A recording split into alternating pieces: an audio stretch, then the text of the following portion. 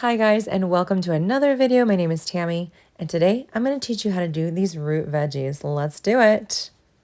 All right, so I have my watercolor paper here. I have my palette, my water, and in terms of brushes, I've got a dagger brush, but you can use what you want. Round number 6 is what I go to usually.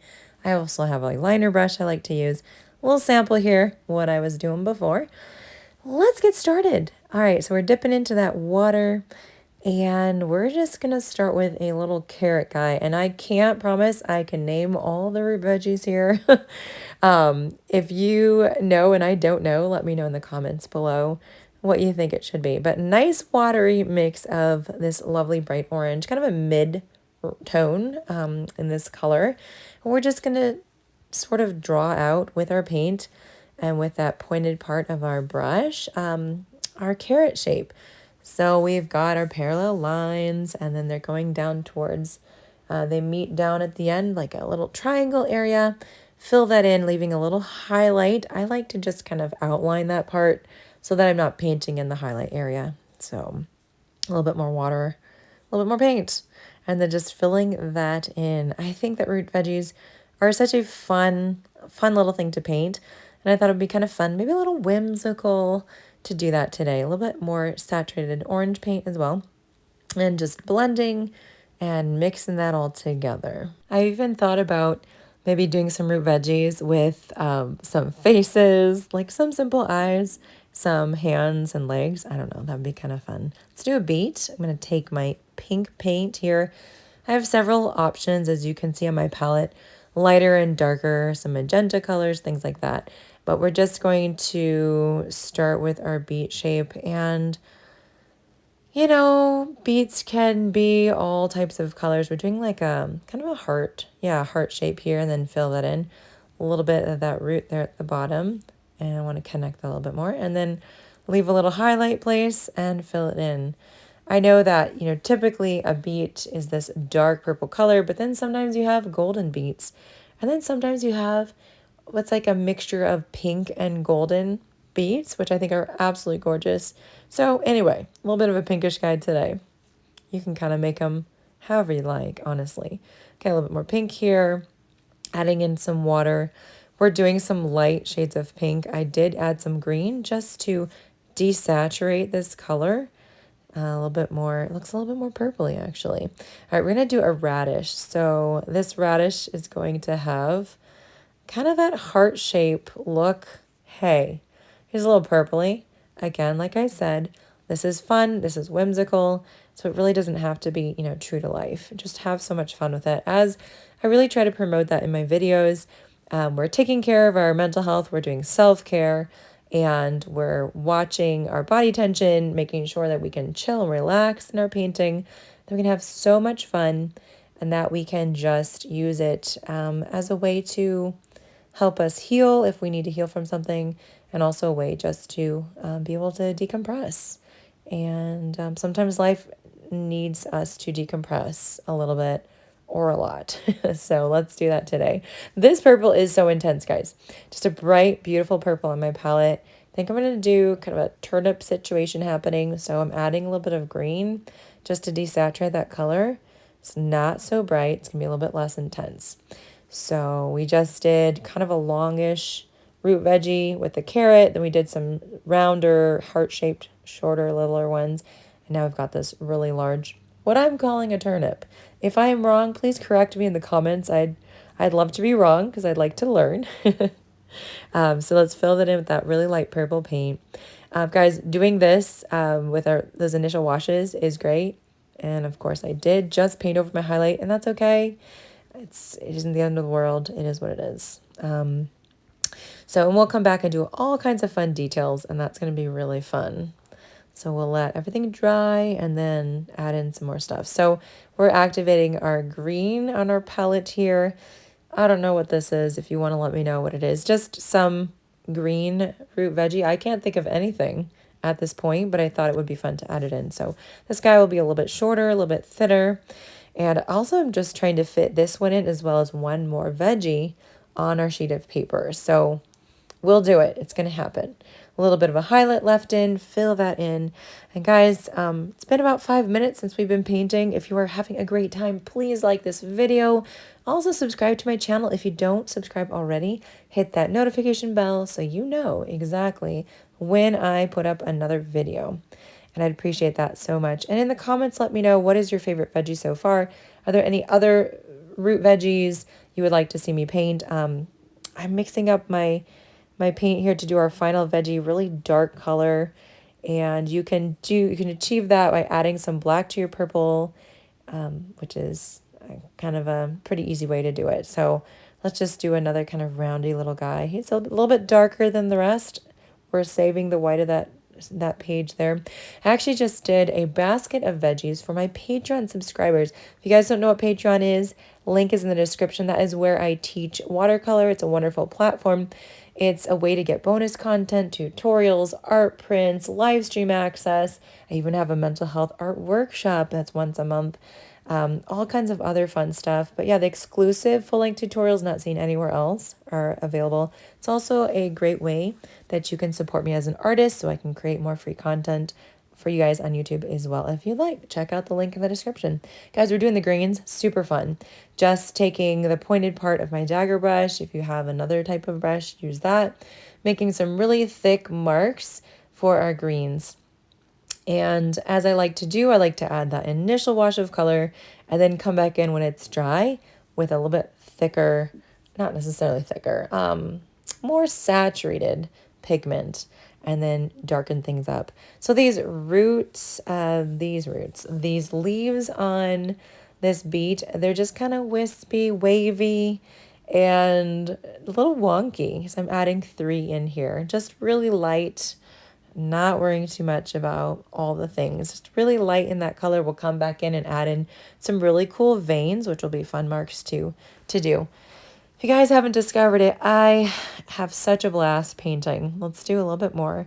These wispy leaves. And I forgot to mention, but I added in some brown into the green, and that's why we have this lovely, beautiful, desaturated green color here. So they're similar in shape to our beet leaves, but a little bit different, a little bit thinner. And these guys just kind of twisting and turning, adding in some thin greens here on our, what I am calling a turnip. So I can pretty much name most of the things here, but the green guy, like I said, again, give me ideas if you have an idea. I don't know what it is. It's okay though. It's a painting. It's not rocket science, right? So I'm taking, like, I'm not trying to enter this into competition. I'm just trying to have fun. So we're just going to do some kind of like a palm frond situation here.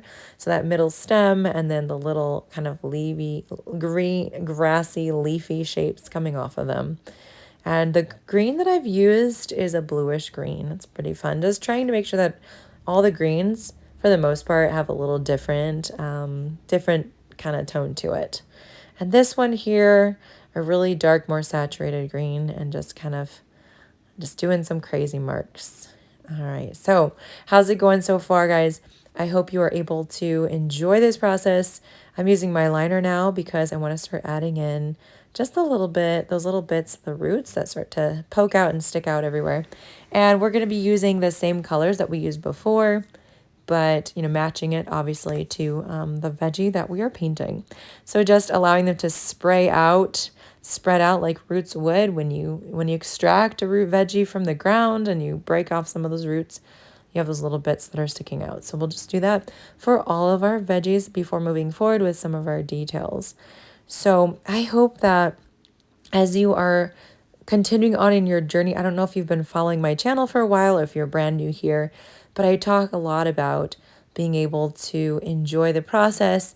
And honestly, I don't know if I always use the same exact words, but I want you guys to experience a freedom from fear in art, because we often are so afraid to put brush strokes down on paper, and we put it off, or we get really frustrated with ourselves if it doesn't go exactly how we want. And I want you guys to be free from that, because it takes the joy away, and it also takes away the purpose. The purpose in my head as a mental health therapist is more than anything to allow you to experience self-care and healing through art.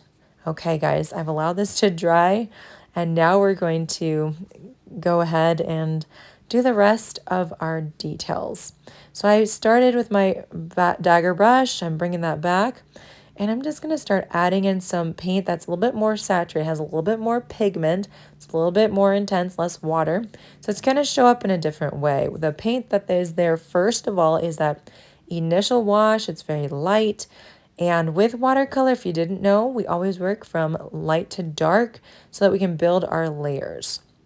And we're just even sometimes dipping straight into the paint with a wet paintbrush and adding in some darker color over the top so that it's going to give us some more dimension, because the lighter colors in the back look like they're receding and then the darker ones look like they're more forward. Okay, if that makes sense.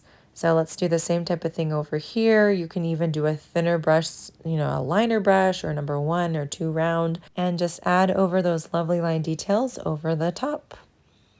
All right, now this one, let's see, we're going to use a different brush for that. So I added a little bit more dark green to my palette here, and we're just doing the exact same thing, adding those over the top. I love it, and I love being able just to do a little bit of color here and there. And I don't want to completely cover over that first layer because it's helpful to see those two side by side. Just, again, that dimension, the layering really helps for everything to look more realistic, and it also looks really pretty. Okay, so now for our beet, we're taking our liner brush. We want those thin details, and you know how beets have those lovely veins in them, and they have those dark green leaves, and then the veins are this beautiful, kind of a bright, almost fuchsia color sometimes. And so that's what we're doing today. And I decided to match the beet with the veins. We're just going pink all over the place.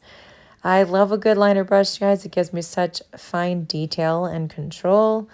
And, as a person who deals with anxiety myself, I do love a sense of control, just saying, if I'm being fully honest here. All right, adding in that little connecting space where the beets connect, or the beet connects to the leaves. And then we've got a few more details here. I'm going to keep up with that liner brush because we're going to do some lines. We're just going to go with whatever the color is for the root veggie that we already originally painted them. A little bit more saturated paint. We're just going to make some lines. You can, for example, do some little horizontal lines going back and forth. You can make them thin. You can do some darker splotches as I did at the top there. You can even do some dry brushing effect. Let's do the green ones here. And the dry brushing would essentially be just having a little bit of paint on your brush, and as you're brushing back and forth, it starts to run out and it kind of skips along the paper, your paintbrush does. And especially if you have a very textured paper as I do today. And so it's going to skip a little bit here and there and create a really nice texture. So that's one way you can do it. If you don't just want to do like kind of boring parallel lines, you can just change it up. So that's what I'm doing today. Again, guys, you don't need a liner, but I love me a liner. I talk about it all the time. So I hope you're having so much fun as we were painting this. We are almost done with this composition. I really, really enjoyed painting this little, I don't know, I'm calling it whimsical. It may not be necessarily in that category, but that's how it feels to me. So again, leave me a comment letting me know which one is your favorite, or if there's any other veggie you would like for me to paint in the future. And I just hope that you are overcoming your fear of painting with watercolor or other things, that you can embrace where you're at in your journey, that you can let go of comparison and just fully work on you, learning and growing, and always searching for new ways to improve your skills, and also ways to share your art with other people. I can't emphasize it enough. People love to be included in your art journey. And when you share, you make a card for someone, it really brightens their day, I promise. Guys, thank you for painting with me today as we're finishing up these lines. Again, remember to check me out on Patreon for extra bonus content. We have so much fun over there. Thank you so much for being here, and I'll see you guys on the next video.